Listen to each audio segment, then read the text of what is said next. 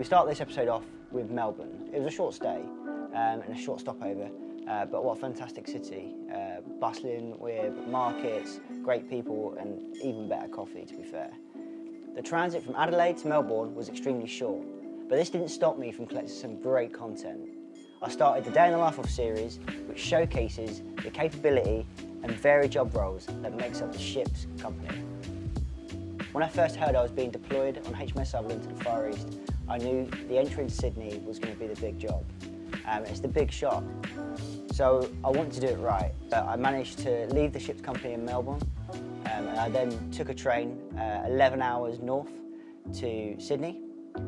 Once alongside there, I was put up on the camp, and I also got an opportunity to meet my Australian counterparts.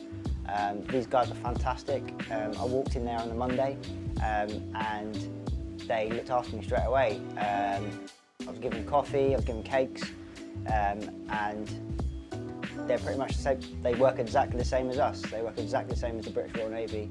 They're just wearing a different uniform. They even use cannons.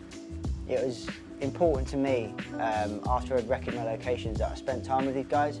And I went out on a few jobs with them, integrated with them and spent a lot of time with them. It was important to me to see how these guys work, and the short time that I was working with these guys, I learned so much. The first entry of HMS Sutherland into Sydney was the big day.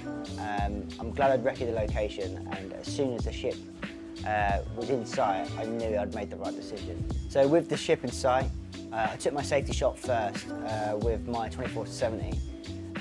Once I'd done this and I knew I had that safety shot in the bag, I transitioned to the 70 to 200mm lens and actually shot it as a panoramic. So I was lucky a couple of days before when I was wrecking the location that a ship that a metre shorter than Sutherland was actually going through in the same location Sutherland was going to be. So it gave me the opportunity to actually try that out. And so I literally just repeated what I'd done a few days earlier, just shot it as a panoramic and as a wide.